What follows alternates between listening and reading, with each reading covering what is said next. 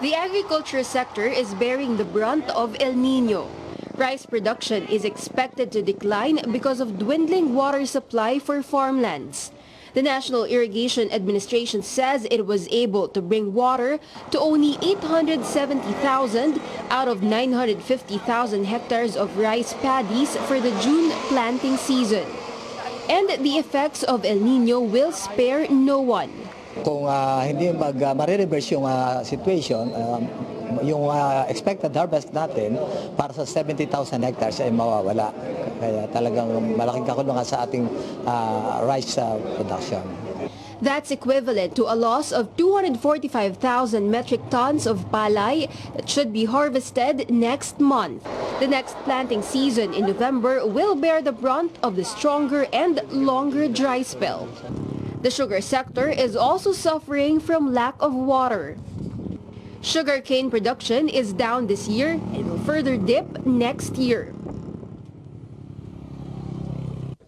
As a result, regulators have stopped selling sugar abroad for the next 2 months. You know, we have to prepare. In other words, we're preparing because elections is coming in, and if it's El Nino, meaning mainit, so you increase your consumption. So we're preparing for that, and that's the reason why we said let's hold first our exports. Coconut production will go down as well by about 5 to 10% next year.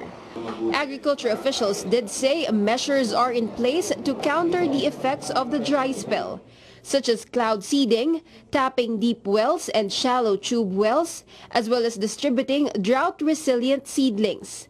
They say these will help ensure steady supply and stable prices. We don't see any reason kung bakit magtataas ng presyo. Ako po'y nananawagan sa ating mga kababayan, wag po nating samantalahin. The dry spell is the worst since the severe El Nino that crippled the economy in 1998. But officials say they're now more prepared to endure its impact. Christine de Guzman, CNN Philippines.